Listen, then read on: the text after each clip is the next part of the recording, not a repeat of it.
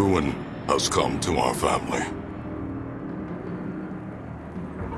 You remember our venerable house? Opulent and imperial, gazing proudly from its stoic perch above the moor. I lived all my years in that ancient, rumor-shadowed manor, fattened by decadence and luxury. And yet I began to tire of conventional extravagance. Singular, unsettling tales suggested the mansion itself was a gateway to some fabulous and unnameable power.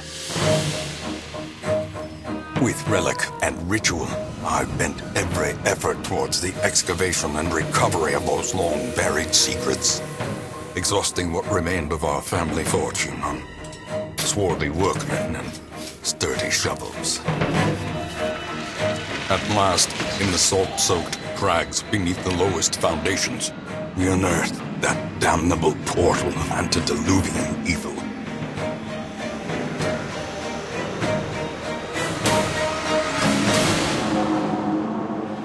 Our every step unsettled the ancient earth. But we were in a realm of death and madness. In the end, I alone fled laughing and wailing through those blackened arcades of antiquity, until consciousness failed me. You remember our venerable house, opulent and imperial.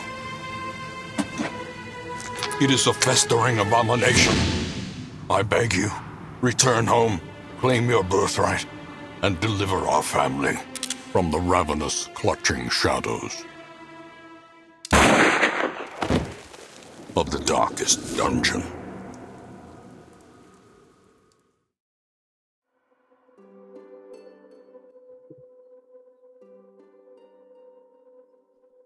Darkest Dungeon.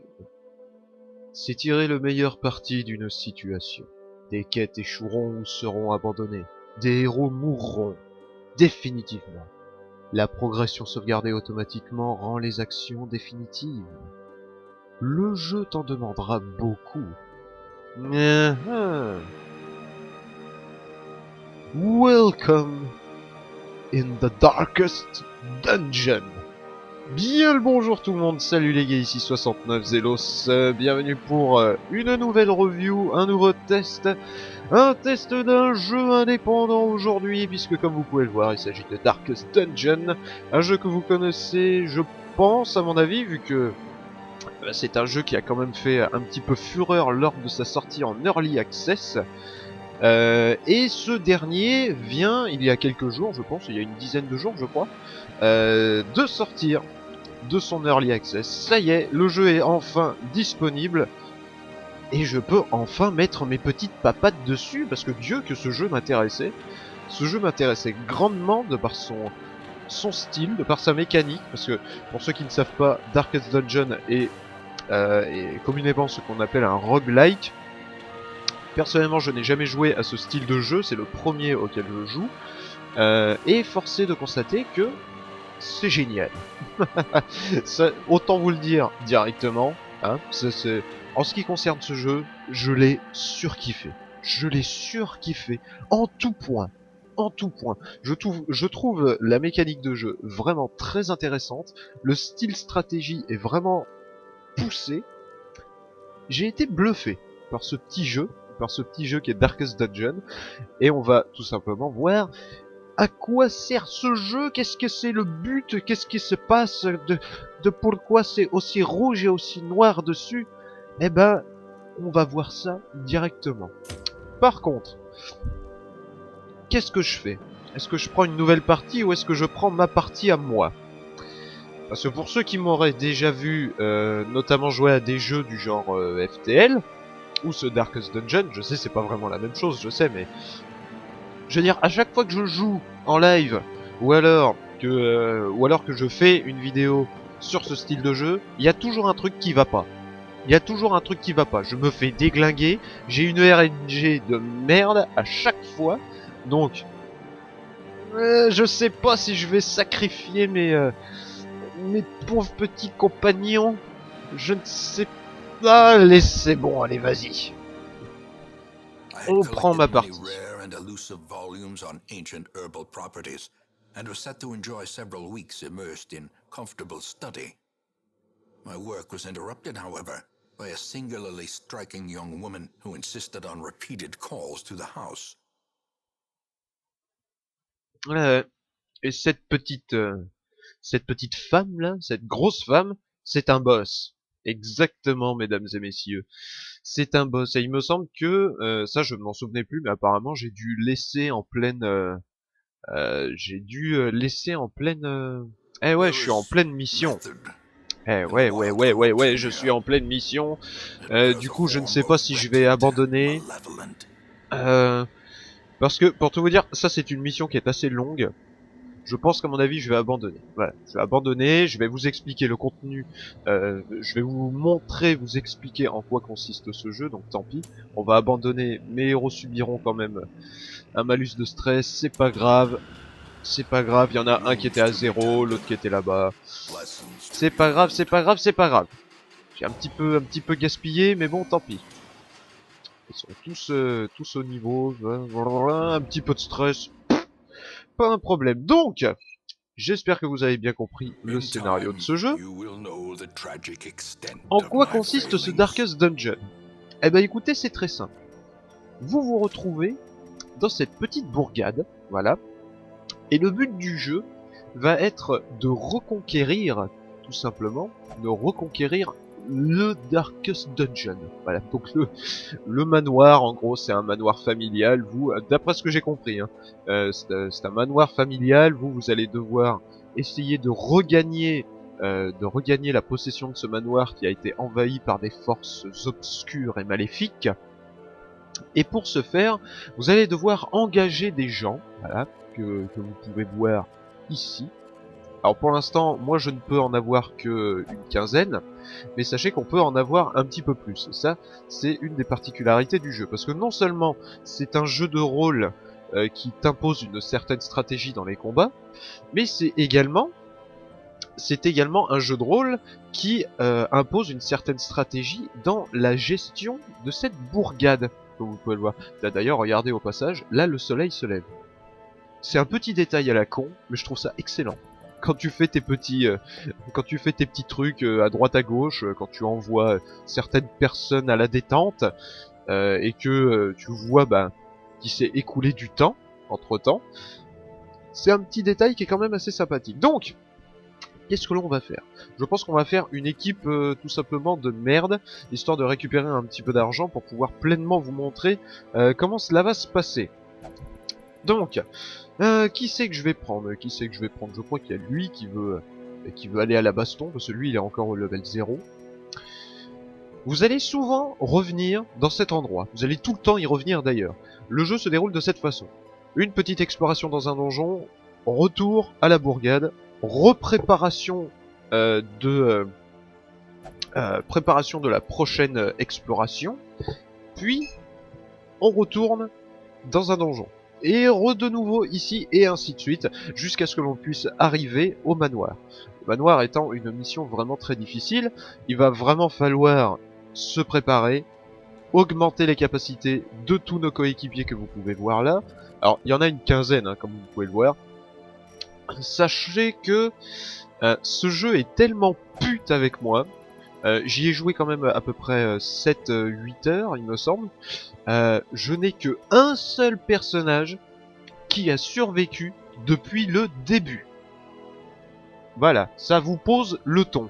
Je veux dire, notamment Lancelot. C'est mon brave Lancelot qui, lui, est avec moi depuis le début de mes parties. Et ça, c'est quelque chose vraiment qui est bien. Parce que au moins, c'est un chevalier. Et un chevalier, comme vous pouvez le voir, ça fait partie des différentes classes disponibles dans ce jeu. Pour pouvoir recruter des coéquipiers, vous allez ici, dans le petit onglet marqué Diligence, donc recrutement de nouveaux héros. Et à chaque fois, vous allez recevoir des postulants. Voilà, des postulants qui vont venir, si jamais vous avez envie de les prendre pour augmenter votre équipe.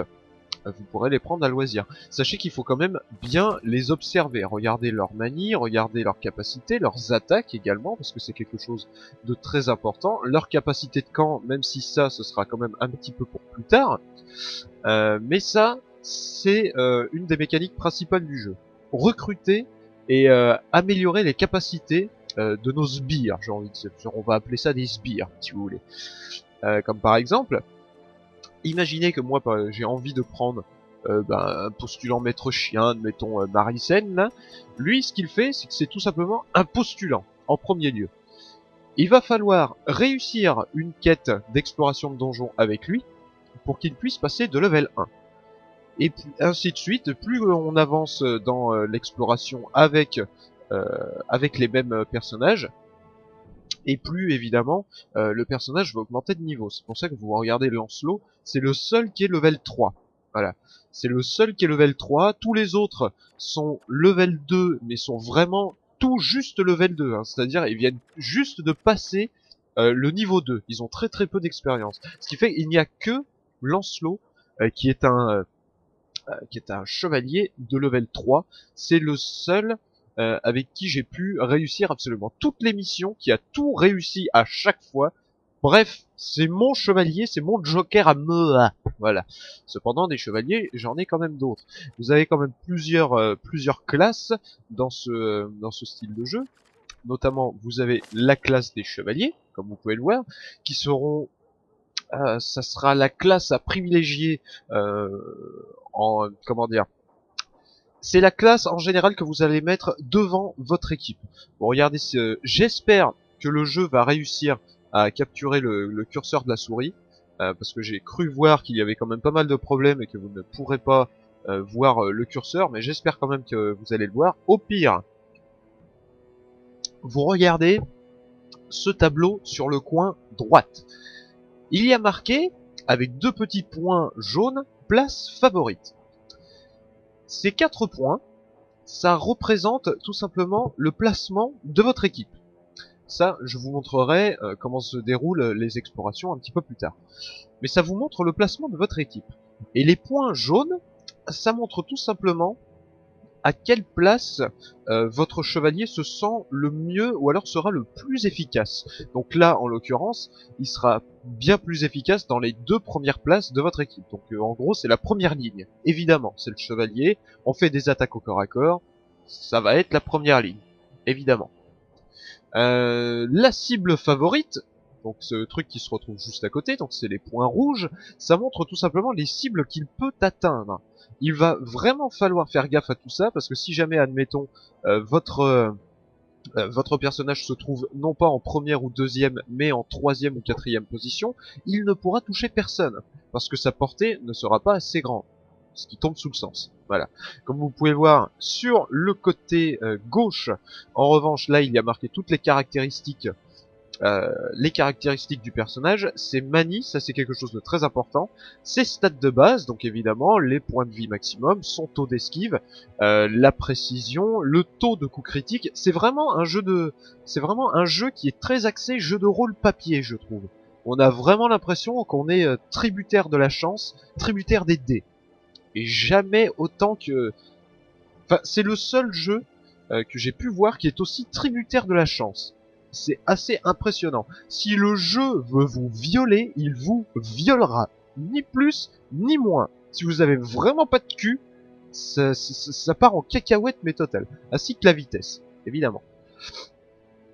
Et en bas, vous avez les équipements. Donc lui, il possède une espindon ainsi qu'une cotte de maille. Ces cottes de maille ont été améliorées parce qu'on a la possibilité d'améliorer l'équipement de chacun de nos personnages. Et ça, ce sont tout simplement des équipements en plus, des équipements bonus, comme notamment, là vous pouvez voir, je lui ai posé un blason du chevalier, donc ça donne 10% de points de vie en plus, ainsi qu'une boîte de crescendo, qui apparemment est un objet très rare, qui donne plus 2 de vitesse, plus 15% de dégâts, mais malheureusement augmente le stress de plus 10%, d'après ce que j'ai compris. Parce que malheureusement, il y a quelques petits défauts, je trouve, dans ce jeu. Ce jeu est loin d'être parfait. Il est génial, il est ultra addictif, ça c'est clair. Mais il a quand même quelques petites tares, notamment dans les petites explications. Par exemple, le plus 10% stress là que vous voyez.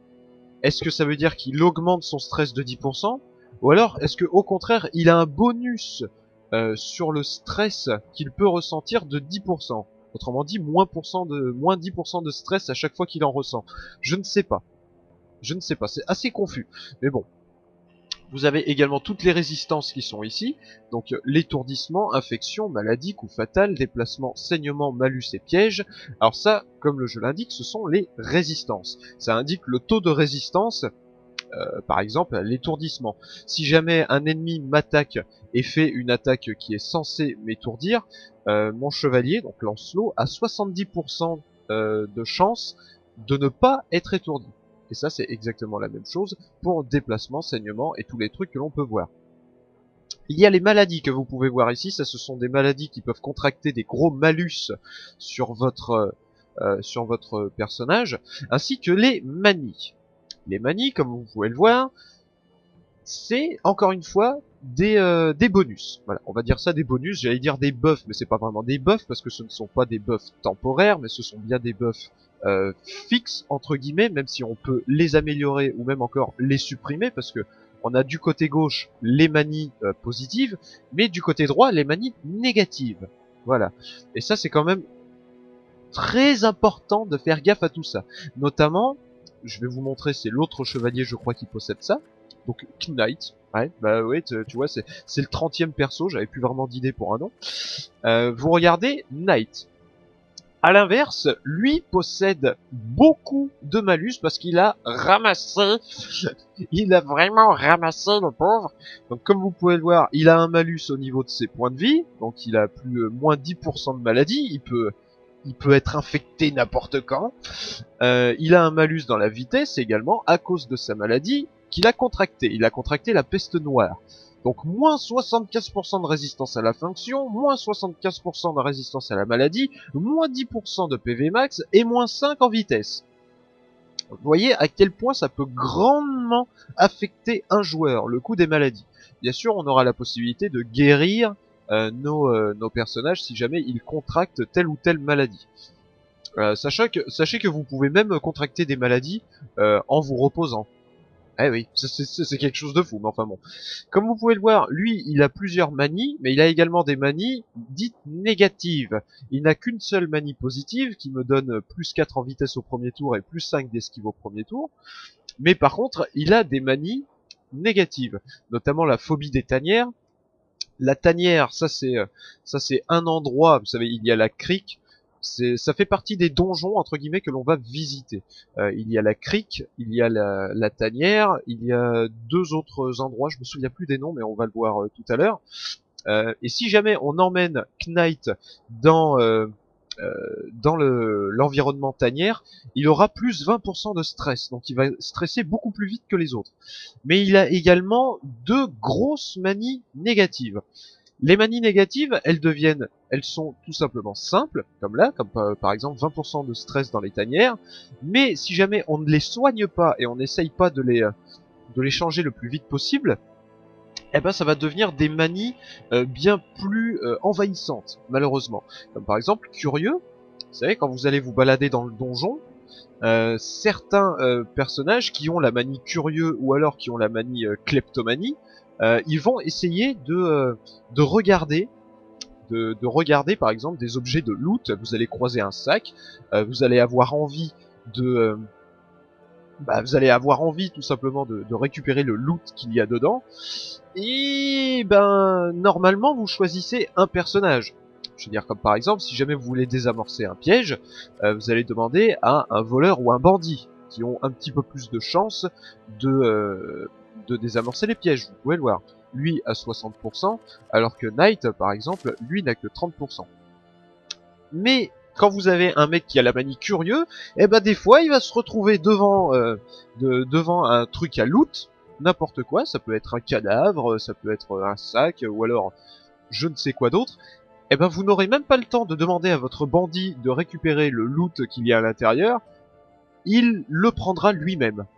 Et si jamais vous avez la malchance d'avoir un mec qui a la capacité kleptomanie, ce que mon cher Lancelot avait au départ, sauf que vous avez vu, je l'ai enlevé parce que c'était n'importe quoi. Et ben le mec, il prend tout le pognon qu'il y a dans le sac, par exemple, et il le garde pour lui. Ce qui fait que vous n'obtenez pas ce loot à la fin de votre mission. C'est dégueulasse. Voilà, je tiens à le dire, c'est dégueulasse. Lancelot, tu es dégueulasse. Enfin bon. Bon, ce qu'on va faire, on va couper ça en 2 parties, parce que ça fait 20 minutes que je parle déjà, et c'est des explications. On va quand même vous montrer un donjon. Ce que je vais faire, c'est que je vais prendre une équipe de Tarlouse, voilà.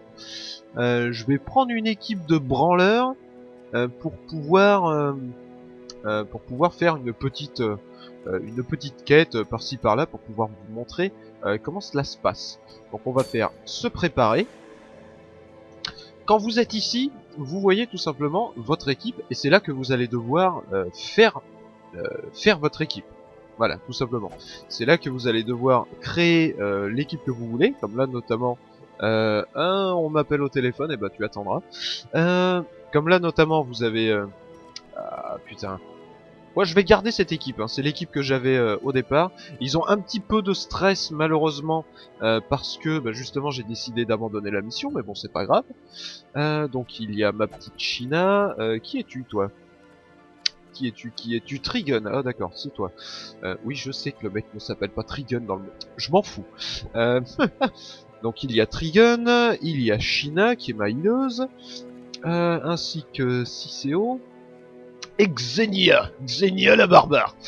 Donc, eh ben écoutez, on va y aller. On choisit ici notre notre direction. Donc vous avez vu, on a la futaie, on a les tanières, les ruines et la crique. Voilà. Vous choisissez le style de mission que vous voulez faire. Chaque couleur indique la difficulté entre guillemets de la mission. La verte étant pour les apprentis de niveau 1. Les moyens pour les vétérans de niveau 3 et les rouges pour les champions de niveau 6. Voilà, comme vous pouvez voir, ils sont en train de paniquer parce que j'ai choisi la plus violente. Ah, je peux pas y pourvie. Non, vous inquiétez pas, mes braves. On va prendre une toute petite quête à la mort moelle-neu, comme ça fait partie des premières que l'on peut faire, notamment explore 90% des pièces. On va faire ça, ni plus ni moins, avec les petites récompenses que l'on peut avoir. Je suis en train de réfléchir. On va voir quand même qu'est-ce qu'ils ont comme manie négative. Ah putain, ils en ont pas mal hein, quand même. Parce que le problème c'est que les manies négatives, vous pouvez les enlever, mais ça coûte du pognon et ça coûte du temps. Et ça, on y reviendra un petit peu plus tard. Donc résolution, en ville ne boit jamais, pourquoi pas. Obsession pour la nourriture. Ah fuck. Essoufflé, moins 1 de vitesse si PV à moins de 50%. D'accord. Ça c'est pour toi. Si c'est au qu'as-tu? Oh tu as tellement de trucs toi, mais t'es bientôt mort toi en fait. Oh la vache. Goût hors norme, flagellomanie, fragile, moins 10% PV max, résolution. Oh là là là là, mais tu sais quoi mon Cicéo, toi tu vas dégager, je pense, on va prendre lui. Plus 20% contre les bêtes. Ouais, mais t'as beaucoup de trucs positifs, toi. Lent à la détente. Moins 4 de vitesse au premier tour. Ouais, on va te prendre toi plutôt. Parce que l'autre là, je pense qu'il est sur le point de crever. Voilà. Une fois que vous avez choisi votre équipe, vous allez dans l'onglet Provisions. Et là, vous allez devoir acheter le nécessaire pour pouvoir mener à bien votre mission. À savoir, les choses les plus importantes, de la bouffe, parce que il faut que vos coéquipiers puissent manger. En général, dans les petites missions comme ça, 4 de nourriture suffit. Sachant que 4 de nourriture, ça équivaut évidemment à une portion chacun. Une pelle également.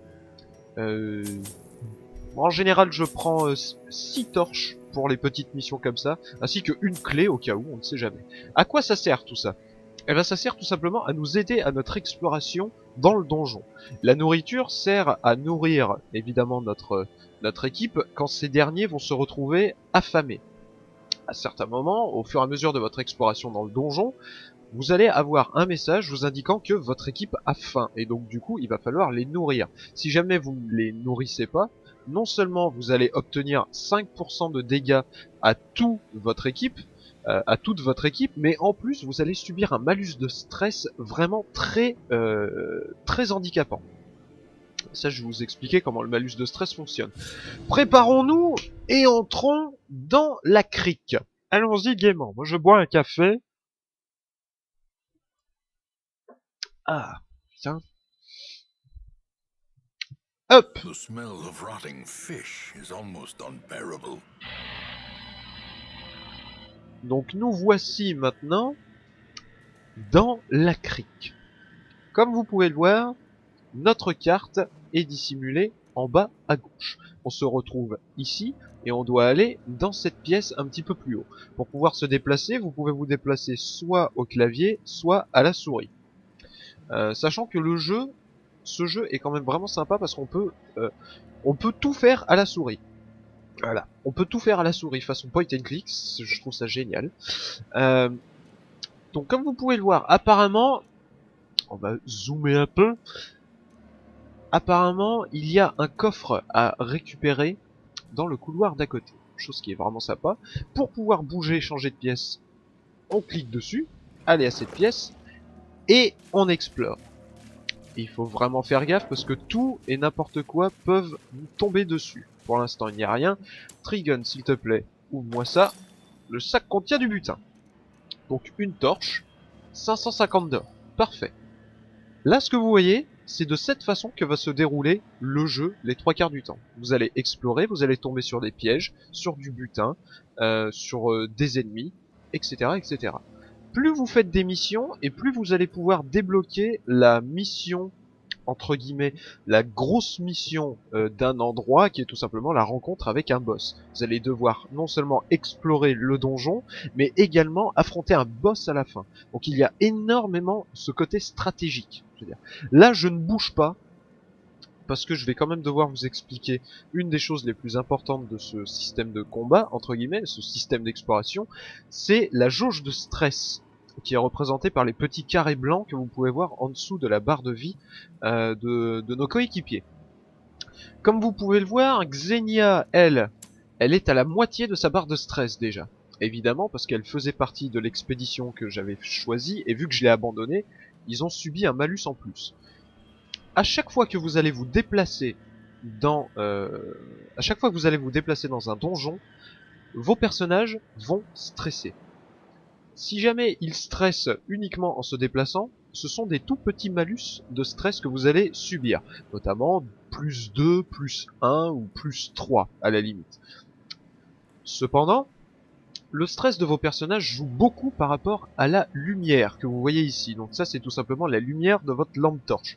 C'est la raison pour laquelle je me suis arrêté et que je ne continue pas. C'est parce que plus on avance, évidemment, et plus la torche, la lumière de la torche se raréfie, j'ai envie de dire. C'est peut-être pas, c'est pas le mot qu'il fallait, mais bon. Au moins, vous m'avez compris. Il va falloir tout simplement, pour pouvoir ravir le feu de la torche, en utiliser une en appuyant sur la touche clic droit. Voilà. Et comme vous pouvez le voir, on a plusieurs niveaux. On a plusieurs niveaux de lumière. Si jamais on se balade dans le noir ou alors avec une lumière très peu vive, non seulement nos personnages vont stresser un peu plus, mais en plus les combats vont être plus difficiles. Mais c'est à double tranchant également parce que les loots que nous récupérerons avec une faible lumière seront plus importants et seront plus intéressants. Donc il faut vraiment... il faut se laisser tenter parfois, même si moi je ne tente pas le diable, parce que ce jeu est quand même assez pute comme ça avec moi. Donc, et pour cette barre de stress, vos personnages donc augmentent leur stress simplement en se déplaçant. Ils peuvent se redonner confiance, notamment en faisant des réussites critiques contre des ennemis, ou alors des réussites critiques, une esquive de piège, ni plus ni moins, ou alors tomber sur un objet qui va redonner de la confiance au héros. Mais si jamais votre barre de stress atteint les 100 points, votre personnage va va craquer son slip. Voilà. Votre personnage va craquer son slip, ni plus ni moins. C'est-à-dire, il va choper une manie, mais ce n'est pas une manie comme celle que vous pouvez voir ici. C'est-à-dire, c'est vraiment une manie de stress qui sera directement influençable. Pour pouvoir baisser le stress, ça se passe en ville. Je vous montrerai ça plus tard. Mais par exemple, si jamais Xenia possède sa barre de stress à 100%, elle va développer une personnalité. Mais ça peut être négatif comme ça peut être positif. 90% du temps, c'est négatif. Ça, faut quand même se le dire. Mais elle peut être irrationnelle. Donc, c'est-à-dire, elle va être là, va faire oh, ça j'ai envie de manger un chat. Tu vois, je te dis une connerie, mais c'est ce qu'elle va sortir pendant le combat. Et malheureusement, ces phrases-là vont décourager le reste de votre équipe. Elle peut devenir insultante. Comme par exemple, je sais pas, t'as un de tes personnages qui fait un coup critique, tu vois, qui gagne un petit peu en confiance. Et puis t'as cette cruche là qui va regarder ton coéquipier et qui va dire ouais, tu frappes comme une merde en fait, hein. T'es vraiment une merde. Enfin, du coup, ça va faire augmenter le stress de notre coéquipier qui pourtant vient de faire un critique. Donc il peut y avoir énormément de changements avec ces changements de stats. C'est ultra intéressant. Et à certains moments, si jamais vous avez énormément de chance, il peut devenir héroïque. C'est-à-dire, il voit qu'il est en train de stresser à mort, mais il va quand même se relever et essayer de tout son cœur de défoncer les abominations qui se trouvent en face de nous. Ça m'est arrivé une fois en 8 heures. Et je peux vous dire que j'en ai eu. Hein. Enfin bon bref, donc allons-y. On va pouvoir quand même... Oui, en avant, China, en avant, je sais. Entrons dans cette pièce. Regardons la map, apparemment il n'y a rien. Sachant que là, la petite quête que je vous fais, c'est uniquement d'explorer 90% des pièces.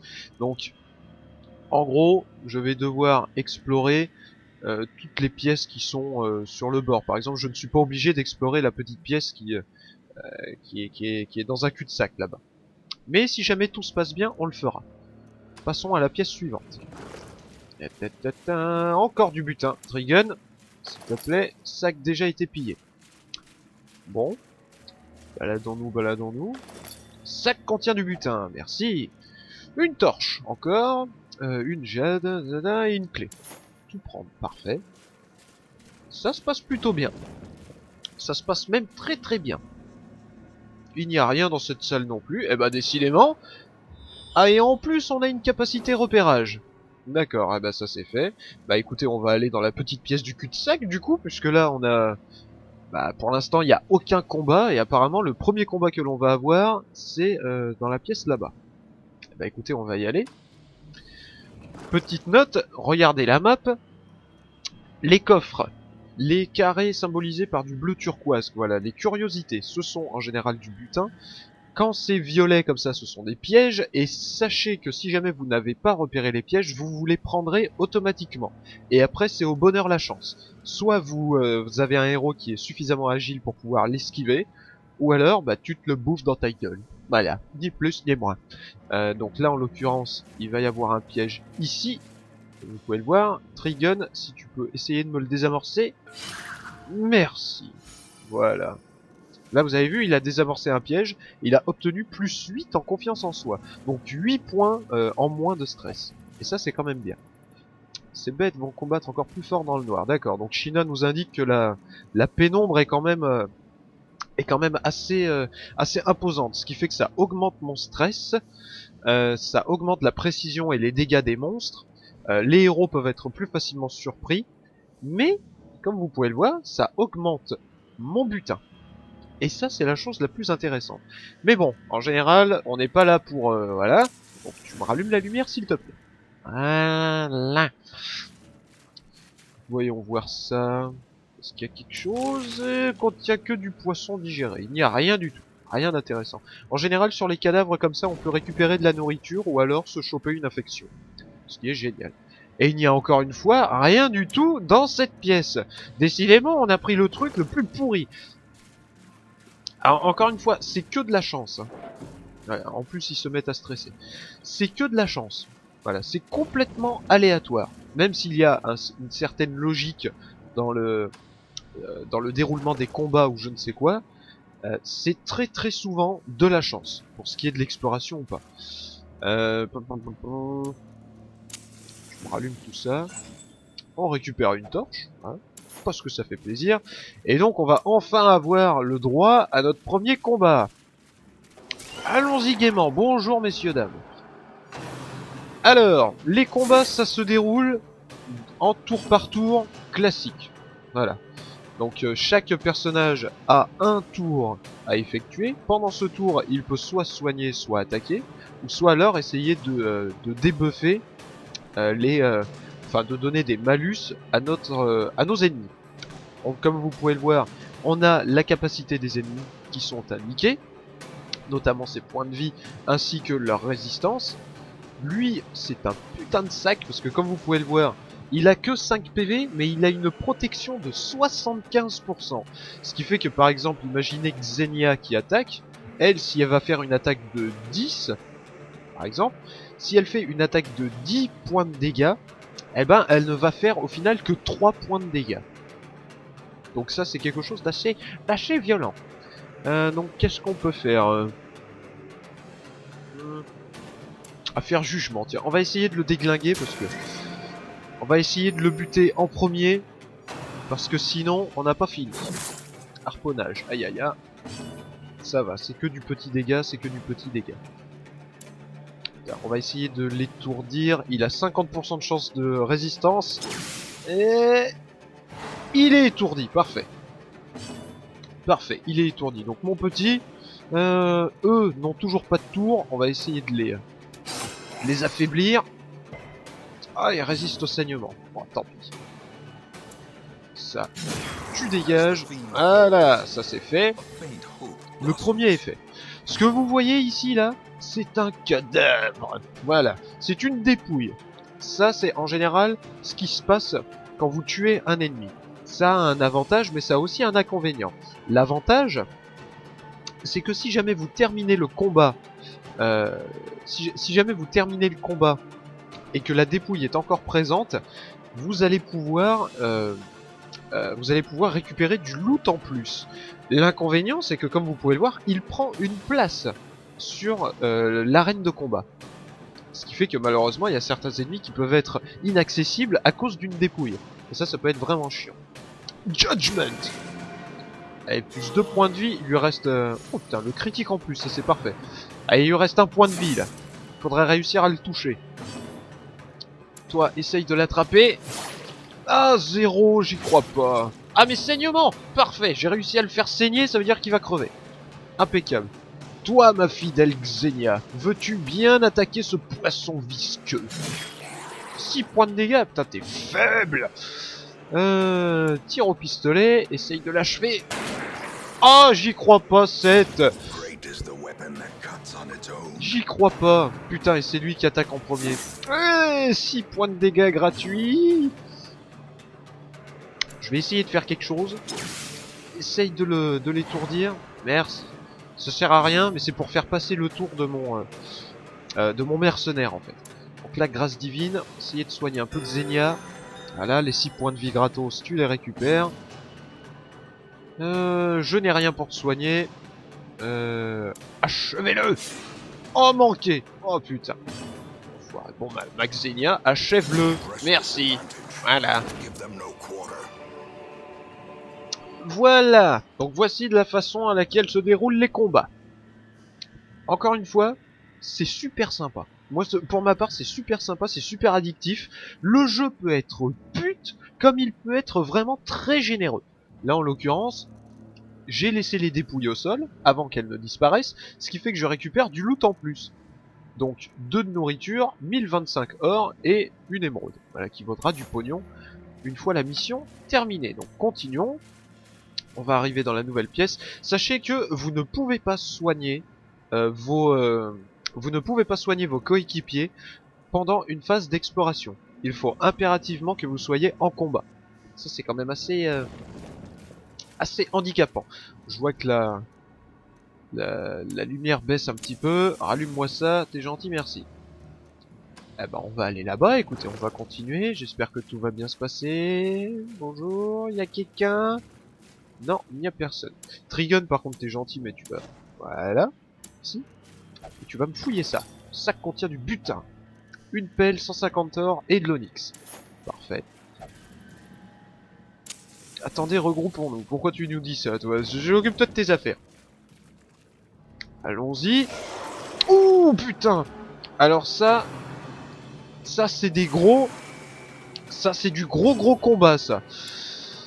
Ça, c'est du gros combat et c'est vraiment pas bon. Toi, tu as 25 de... Putain, 10, 14, 12... Oh, lequel est le plus dangereux? Lequel est le plus dangereux? Je pense que le premier doit être le plus dangereux. Mais bon, grâce divine, on va soigner mon mercenaire déjà. On va soigner mon mercenaire harponnage. 5 de dégâts. Allez, encaisse s'il te plaît. Oh, le coup critique. Donc le coup critique, comme vous pouvez voir, ça fait baisser le moral. Ça fait baisser le moral de nos coéquipiers. Et si jamais on n'a pas de chance, ça peut faire baisser le moral de tout le monde pour au moins 20 points. C'est ce qui m'est déjà arrivé. Vite sang. Donc ça a une probabilité de saignement. Est-ce que tu as une grosse... Oh putain, 70% de 60% de résistance. Oh, saloperie. Bah écoute, on va faire une attaque basique. Oh, le critique gagne de la confiance. Voilà, l'ouvre-veine, parce que fuck it, allez. Oh, cette chatte. Oh là là, cette chance. Apparemment, il augmente un bonus de défense. Fuck. À mon mercenaire, tiens. Un bonus de défense. Étourdi. Tu fous le camp là-bas, toi. Il lui reste 8 PV. C'est noté. Putain, la vague de stress, ça me fait grandement augmenter le stress. Ça fait très peu de dégâts, mais... encore une fois, c'est assez chiant. Résistance pour tout, saignement et tout. En taille marine, allez, faut résister les mecs, faut résister. Ils ont quasiment tous déglingué leur tour. Oh, le critique, putain, parfait. Oh, j'ai de la chance. Franchement, j'ai de la chance. Xenia, on va te soigner un peu. Parce que c'est toi qui es en première ligne. Lui, il est étourdi, ça ne sert à rien de l'attaquer. Défonce-moi ce petit poisson. Lui, il a déjà attaqué, encore une fois, ça ne sert à rien, mais on va quand même l'étourdir. Oh, parfait, putain. Ah, ça se passe bien, tout se passe bien. Allez, nouveau tour. Toi, tu es étourdi, tu n'attaques pas. Xenia, tu m'achèves. Oh, j'y crois pas. 6 de dégâts. T'es chiante, Xenia, t'es chiante. T'aurais pu l'achever, et t'as même pas voulu. Saloperie. Et voilà, 7 de dégâts dans ta gueule, maintenant. Toi, si je t'attaque, 12 points. Est-ce que tu vas saigner? Non, résister. Il a résisté. Et c'est... Putain, si tu pouvais l'étourdir, lui. Oh oui, putain. Et j'ai beaucoup de chance, hein. Vous imaginez même pas, hein. Lui, il va crever dans sa chiasse. Avec ses 4 dégâts. Ah merde, il va le soigner. Un bonus. T'as un bonus de quoi? Rempart bernicle. Je ne sais pas ce que c'est. Merci, mon mercenaire, d'avoir esquivé. Magnifique. Essaye de te déglinguer, toi. T'es chiant, merci. Voilà, toi tu vas soigner Xenia. Dépêche-toi. Et reste encore les deux là.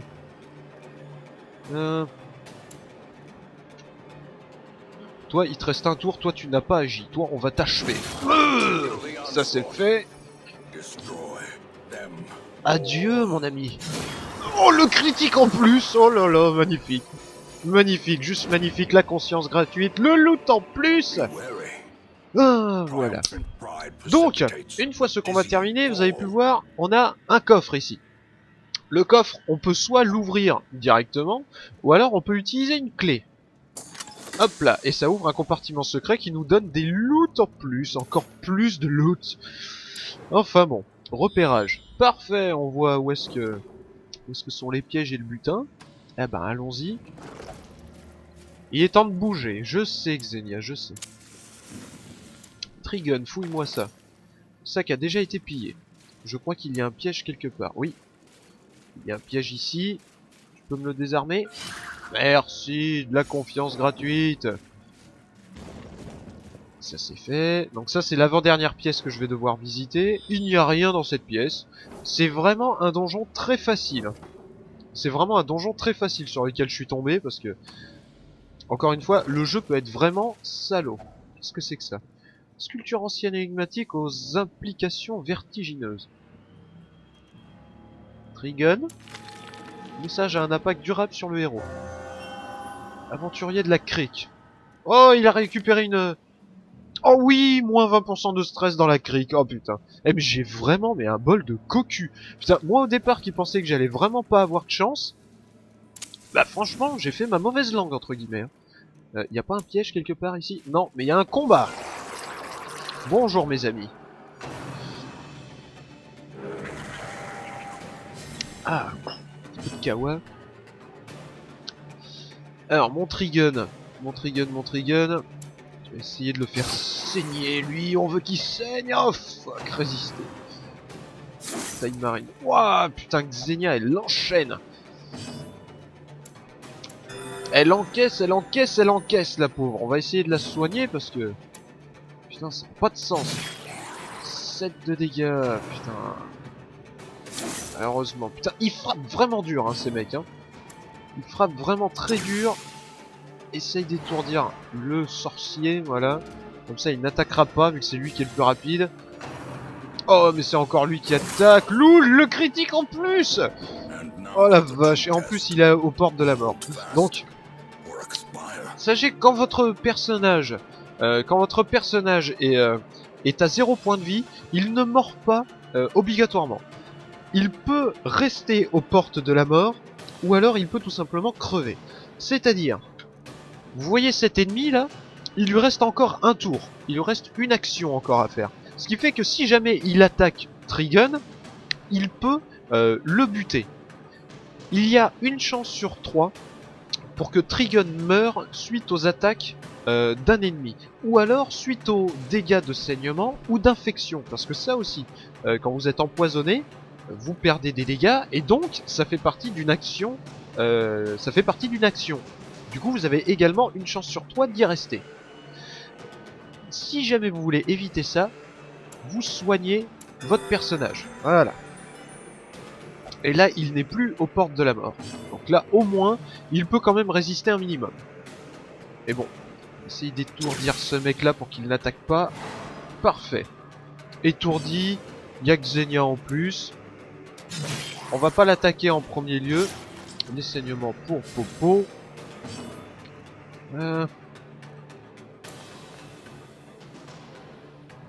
Ouais, écoute, allez, voilà, on va t'achever. Plus 3 de confiance, merci bien. Le mercenaire, toi tu vas m'attaquer lui, voilà, parce que le mercenaire, il a une très forte puissance d'attaque. Toi, tu vas soigner Trigun, s'il te plaît. 2 de saignement. Lui va crever au prochain tour. Il te l'a soigné, aïe aïe aïe, tu l'as soigné, mais ça ne sert à rien. Voilà, dégâts de saignement, et puis il crève. Merci. Oh, tu as du dégât de saignement? Tu vas crever, mon ami, tu vas crever. Soigne Xenia, s'il te plaît. Regarde, regarde. Oh, salut. Allez, un petit peu plus de loot en plus. Voilà. Ça va, au final, ça s'est bien passé. Au final, ça s'est bien passé. Passons à la pièce suivante et on va accomplir la quête. Quête terminée. Une fois que la quête est terminée, on a deux choix. Soit on retourne au hameau, donc à la petite bourgade que je vous ai présentée, soit on continue l'aventure. Et ben moi je vais continuer l'aventure. Voilà, tout simplement. Pour pouvoir récupérer un petit peu plus de pognon. Et puis de toute façon, il reste juste une seule petite pièce à découvrir. Apparemment, ils ont fait le repérage. Il n'y a pas grand chose. Qu'est-ce qui t'arrive? Malgré cette morosité ambiante, oui. Ah, voilà, c'est le truc que je vous avais dit. L'épuisement dû à l'aventure a donné grand fin au groupe. Vous avez le choix. Soit vous leur donnez à manger, vous regagnez 5% de santé, soit vous ne leur donnez pas à manger. Ce qui fait que vous subissez 20% de dégâts et de stress. Voilà. Donc j'avais dit 5% au départ, mais au final, non. C'est uniquement quand vous mangez que vous gagnez 5%. On va leur donner à bouffer, voilà, on a largement assez. Tenez bon, ne t'en fais pas, mon brave, on tient bon. La dernière pièce va arriver. Trigun, s'il te plaît, tu vas me visiter ça. La caisse est vide. Bon, je suppose que c'est mieux que rien. Allons-y grandement. Qu'y a-t-il dessus? Il n'y a rien du tout. Bon. Eh ben écoutez, on a visité absolument tout le donjon. On peut donc mettre fin à cette quête. Merci. Elle a donc tous les trésors que j'ai pu collecter. Voilà, voilà. Donc ensuite, suivant. Juste après ce petit écran, on a malheureusement les manies que vont se choper nos coéquipiers. Je vous rappelle, ils peuvent soit se choper des manies positives, soit des manies négatives, ou alors même ne rien choper du tout. Qu'ont-ils récupéré? Xenia, explorateur de la futaie, plus 20% de probabilité de repérage dans la futaie. Putain, c'est génial ça, parfait. Coursum, le Courcalsum, qu'as-tu récupéré? Ah, Nocturne, moins 2% de vitesse si torche à plus de 75%. Oh, ça va, c'est pas un truc trop grave. C'est pas un truc trop grave. Trigun, surpris, moins 4 de vitesse au premier tour et moins 5 d'esquive au premier tour. Va te faire foutre, tu vas changer ça. Bon, a contrario, il a récupéré Cogneur, plus 10% de dégâts, capacité au corps à corps. Ce qui est chiant vu que c'est surtout quelqu'un qui fait des attaques à distance.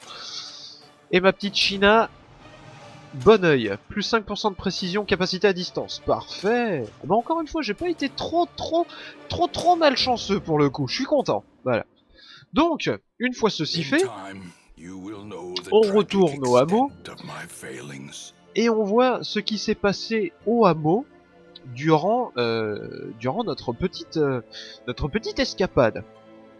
On peut voir que Genia c'est une de mes healeuses, je l'avais envoyée à l'abbaye pour pouvoir se flageller et pour pouvoir faire baisser son stress, parce qu'il n'y a que le fouet qui détend, n'est-ce pas? Elle a donc regagné 81% de stress. Ce qui fait que là maintenant elle doit être bien. Ouais, voilà, regardez-moi ça. Elle n'a quasiment plus rien. Ah, on voit pas sa page, tant pis. Tourlaville, lui je l'avais envoyé se faire soigner de sa syphilis. Comme vous pouvez le voir, moins 5% de précision, moins 10% de dégâts, moins 10% de PV max. Il fallait impérativement le soigner, cela a été fait, c'est parfait. Knight, lui, avait la peste noire, donc le gros truc apparemment. La maladie a été guérie, impeccable. Et puis au final, voilà, vous avez réussi cette petite escapade. Bref, donc une fois qu'on retourne ici, qu'est-ce qu'il va falloir faire? Eh ben il va falloir s'occuper de tout notre petit groupe, parce que encore une fois, ils ont pas mal de stress encore. Ils ont beaucoup de stress encore, ils sont énervés, dû aux aventures qu'ils ont traversées. Donc pour pouvoir faire baisser le stress de nos compagnons, il va falloir ou les envoyer à l'abbaye, donc pour pouvoir tout simplement méditer, ou alors prier un pouvoir supérieur, ou alors se flageller. Voilà, la flagellation mène à l'absolution. Oh. Tous ces trucs-là, ça permet à vos personnages de pouvoir déstresser. Je regarde ici, voilà, obsession pour la nourriture, en ville ne boit jamais, voilà. Parce qu'il peut y avoir des manies qui vous forcent à amener certains personnages dans tel endroit pour pouvoir déstresser, parce que sinon il n'y ira jamais. Je pense que j'ai des personnages comme ça, je vous montrerai. Donc Xenia, tu vas méditer. Voilà. Tu vas méditer un peu et on te récupérera un petit peu plus tard. Knight, toi tu as quand même un niveau assez élevé en stress. Coursum, toi tu vas aller... Je ne sais pas s'il y a un endroit où tu ne dois pas aller. Nocturne, zoophobie, tyramie. Ouais, attends, t'as beaucoup trop de trucs dégueulasses. Je pense qu'à mon avis, on va t'envoyer...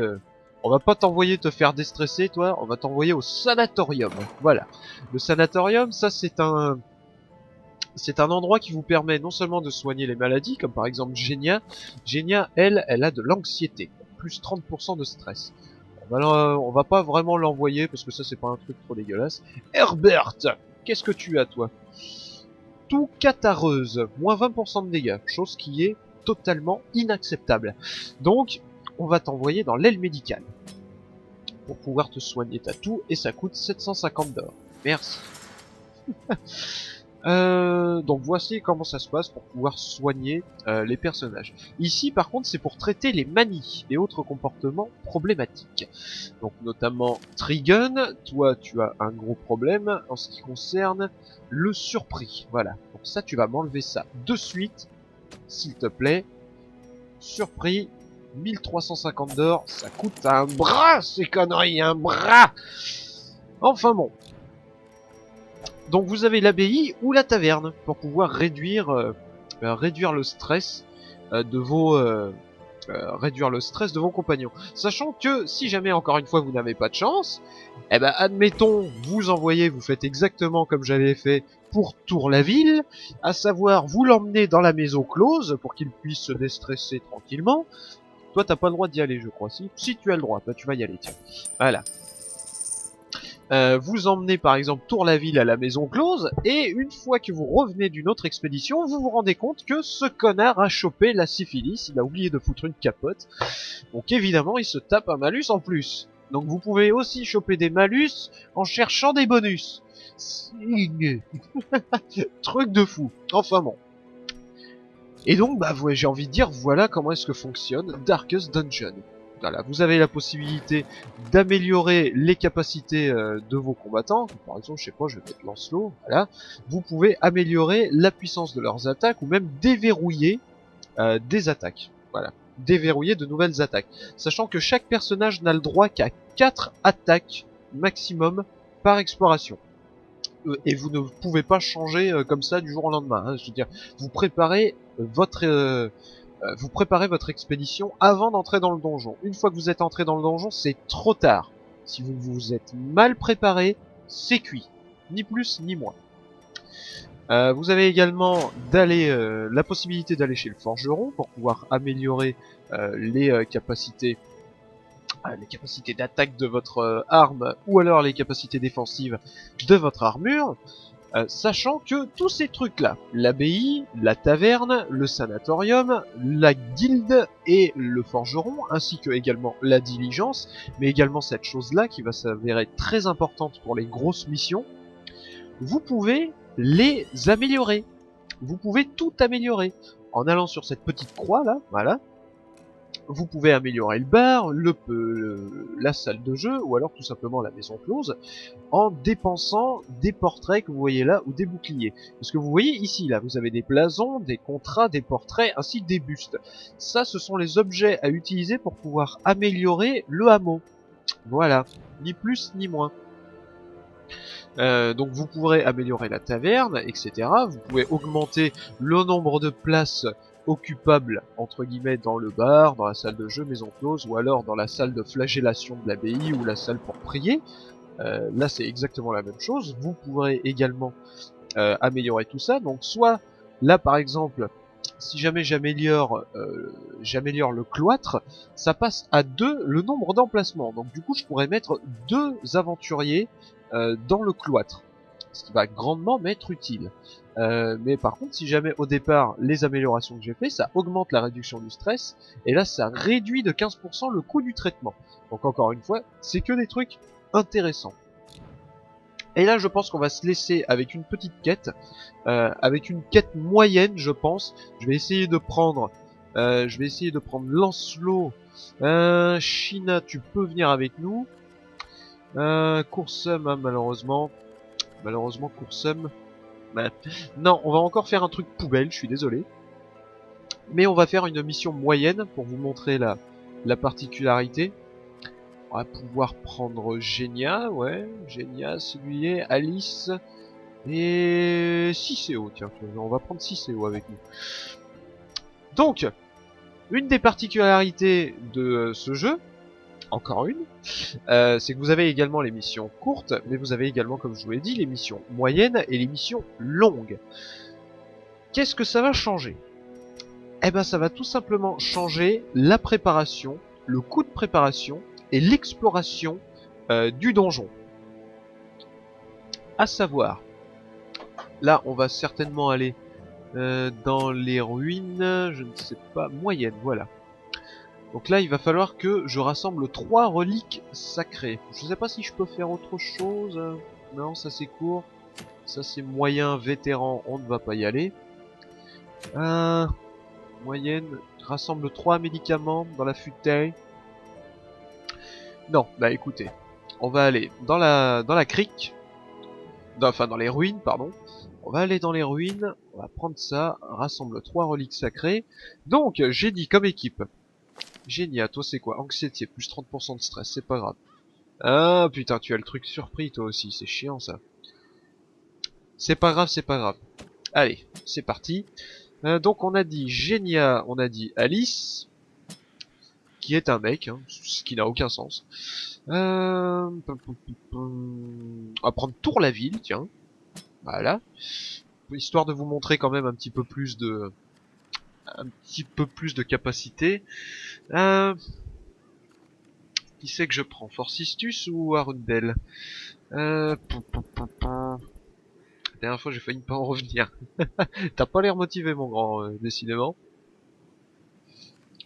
Arundel fait voir, grenade à peste, mangeur compulsif. Oh ça c'est pas bon ça. Médicaments militaires, vapeur d'encouragement, explosion décourageante. Et mon Forcistus.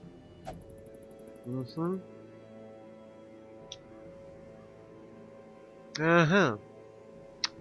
ben écoute, on va prendre, je pense qu'on va prendre Forcistus. Hein. Tu es à combien de stress?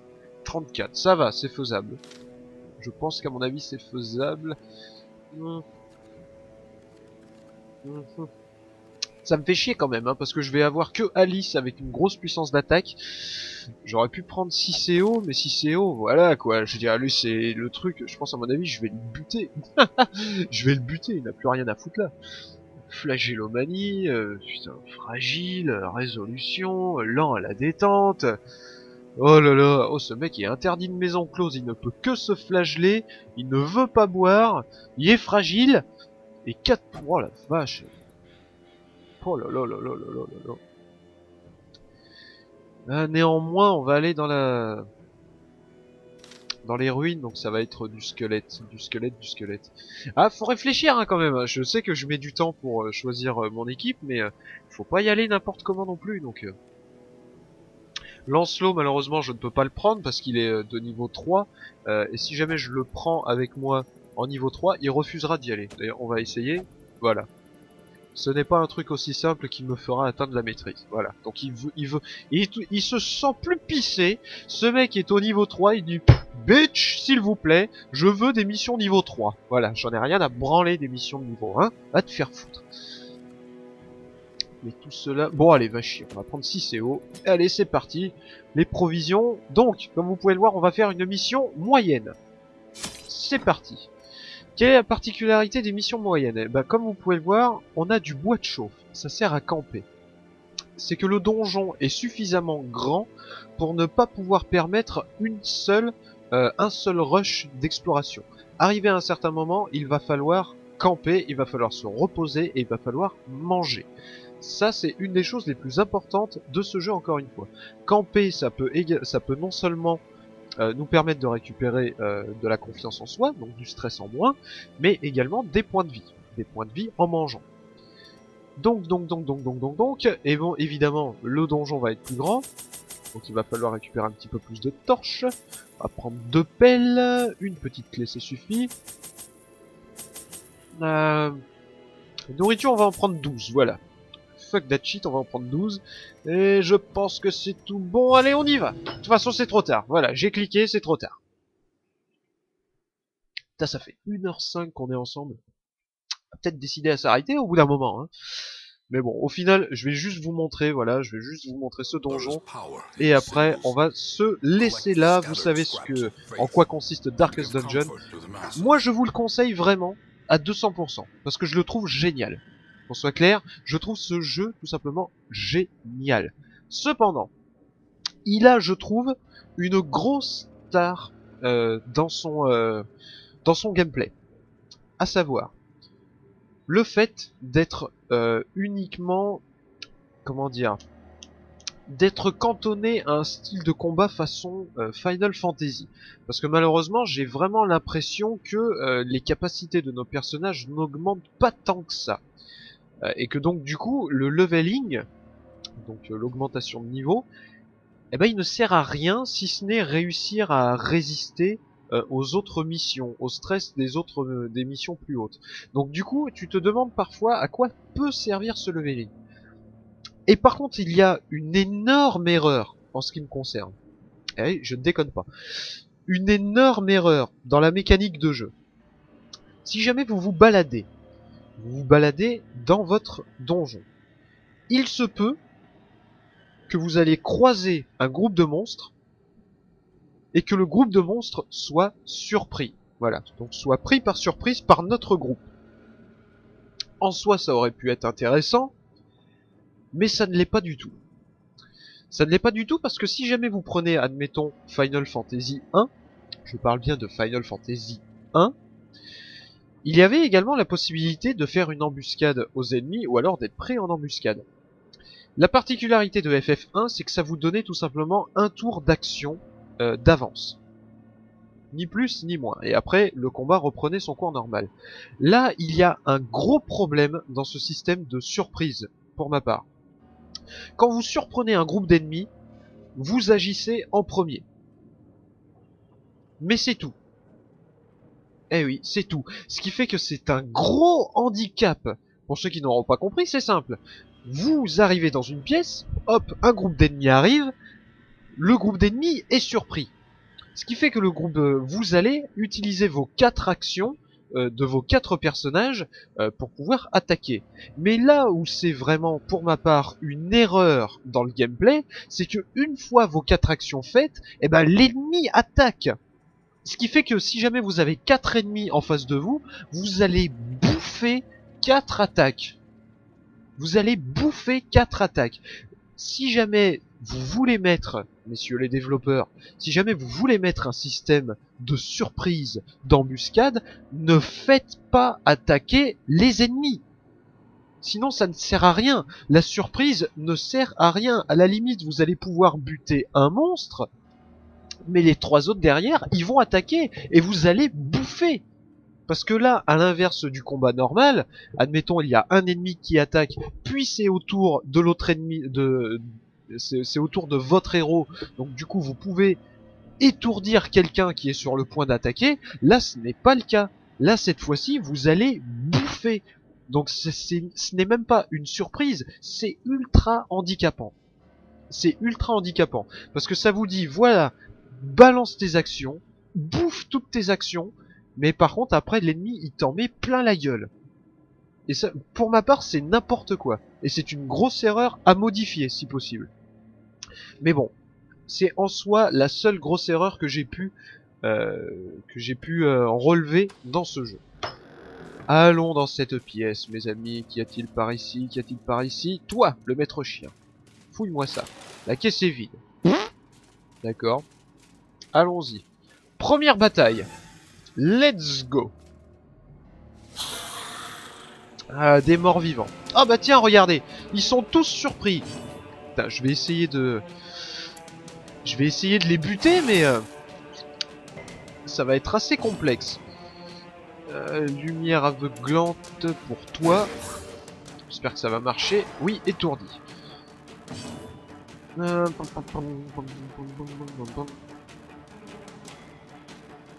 Ah. Ah. Toi. Il faudrait ramener l'autre là. Ah fuck. Tant pis. On va vous tailler. Voilà. Ça c'est fait. Et là voilà. Vous avez vu? Là ça y est, l'ennemi attaque, je ne peux que bouffer. Voilà. Heureusement que j'ai réussi à étourdir 2 ennemis sur 4. Parce que sinon j'aurais ramassé. Putain, j'ai de la chance, il esquive. Parce que si jamais vous tombez sur un... tour où vous avez vraiment aucune chance, là vous en prenez mais plein la gueule. Vous en prenez plein la gueule. 4 attaques d'affilée sans pouvoir agir, c'est mortel en général dans ce jeu. Mais enfin bon. Toi tu n'as pas agi, tu as 4 PV. Oh lol. Putain. Alors bien évidemment ce jeu a quand même une certaine logique, comme là vous avez pu le voir, le coup du saignement, bah, les squelettes ne vont pas saigner, ils ont plus de sang. Oh le coup critique, c'est dommage. C'est dommage parce que le coup critique ne s'est pas fait sur le bon. Oh putain, il risque d'être stun. Non, il résiste, parfait mon brave Alice. Défonce-moi le... Oh mais 8 PV, mais t'es sérieux, il lui en reste un. Ah.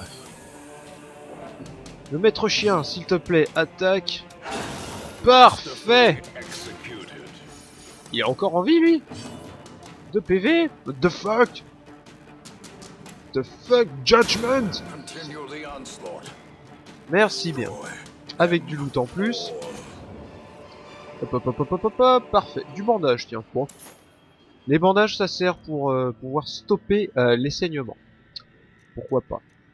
Eh ben, repartons dans l'ancienne pièce. Et voilà, je pense qu'au final, je vais vous laisser avec l'ambiance quand même. Parce que l'ambiance est vraiment sympathique. L'ambiance est vraiment sympa. On a un certain sentiment d'angoisse. Ça passe très bien. Les musiques sont vraiment très très bonnes. Et puis on y croit. Donc je pense, je vais arrêter de parler, parce que voilà, ça fait 1h10 que je parle. Pour au final, je vais commencer à radoter. Donc, moi ce Darkest Dungeon, écoutez, je vous le conseille à 200%. Pour ma part, ce jeu est excellent, c'est ultra addictif, l'ambiance est géniale, l'humour aussi est génial là-dedans, parce qu'il y a beaucoup de cynisme, moi j'adore ça.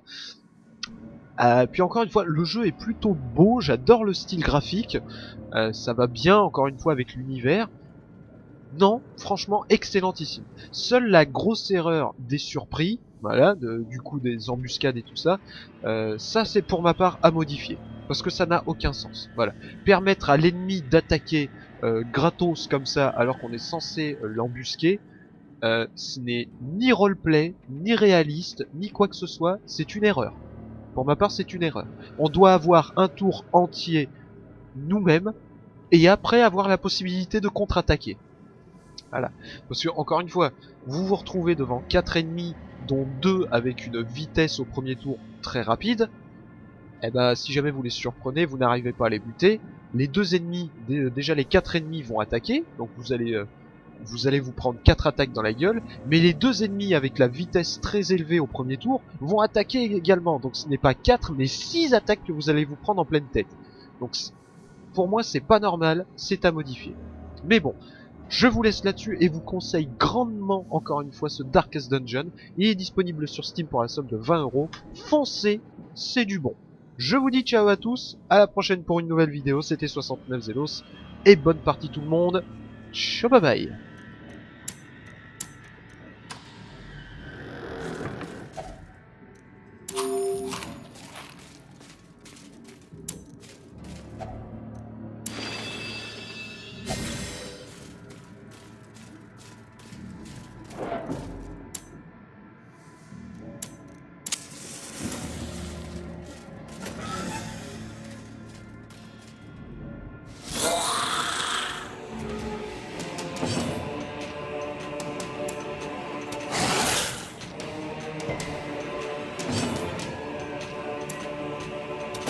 Confidence surges as the enemy crumbles.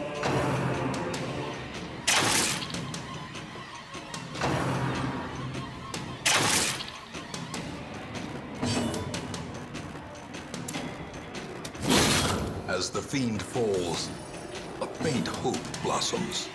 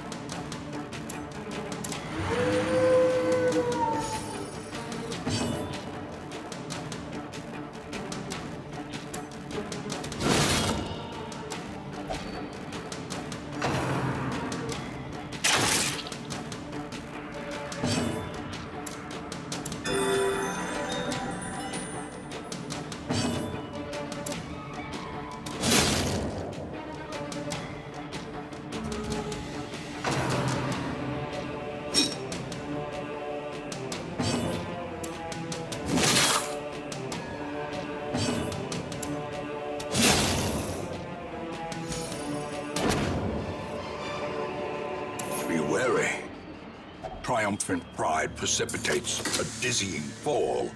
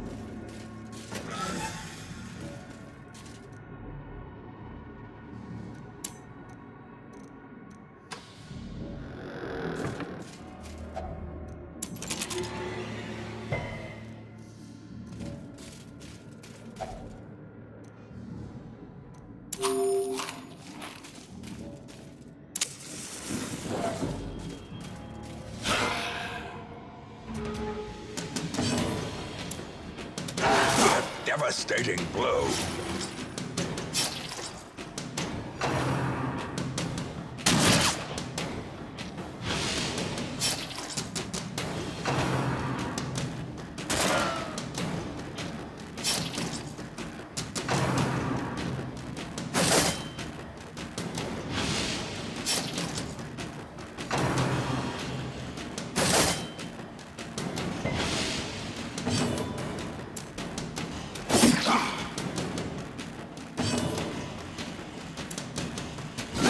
Well struck.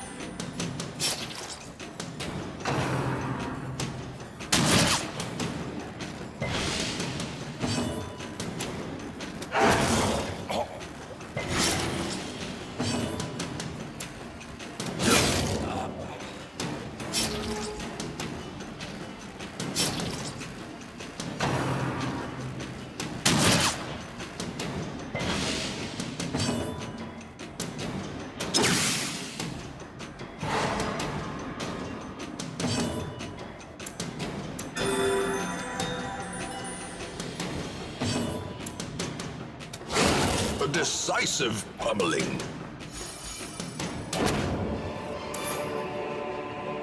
Remind yourself that overconfidence is a slow and insidious killer.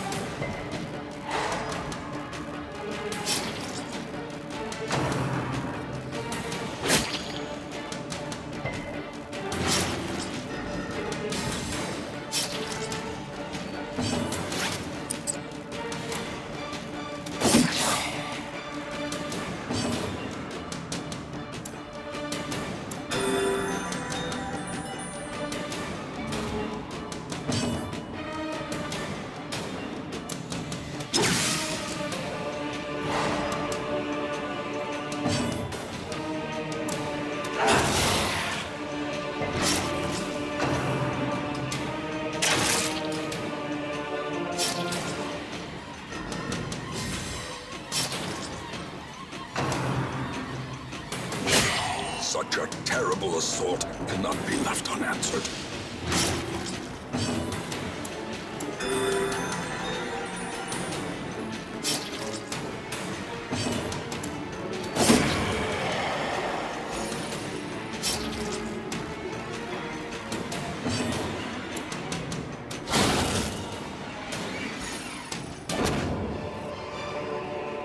This expedition at least promises success.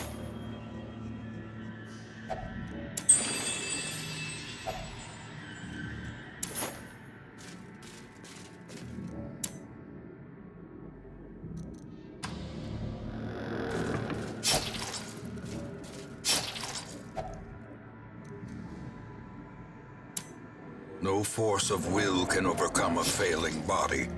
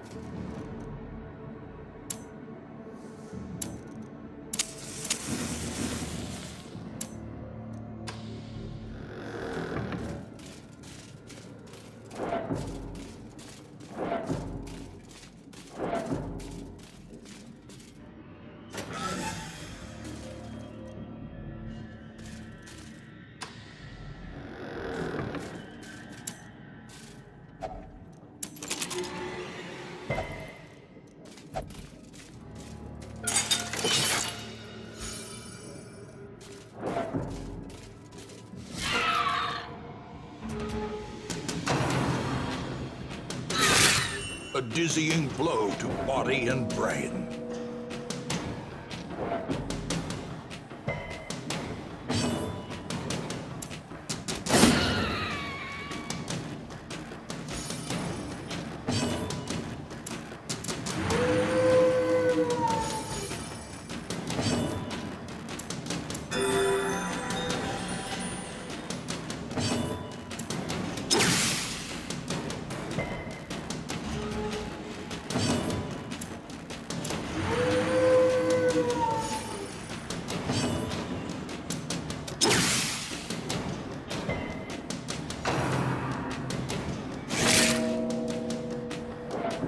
Injury and despondence set the stage for heroism or cowardice.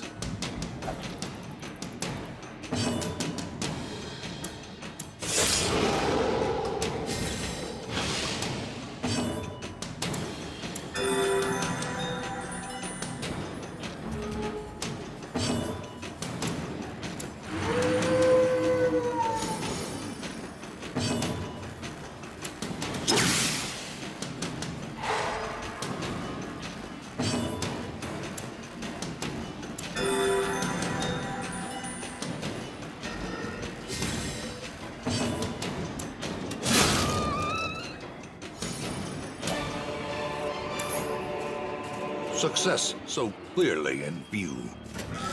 Or is it merely a trick of the light?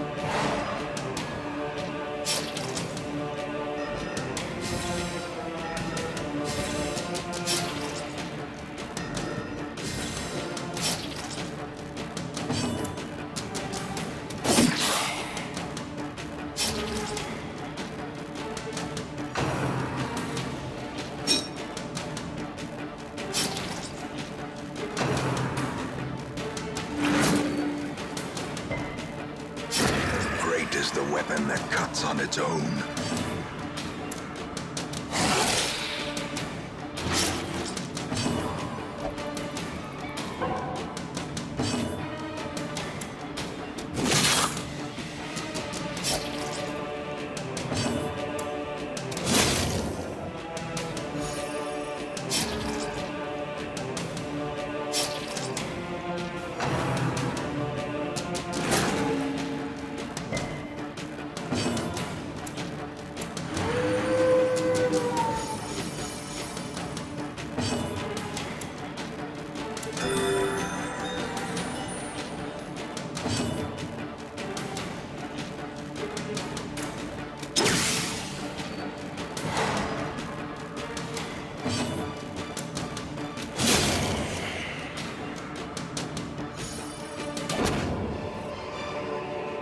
Foolish horrors, brought low and driven into the mud.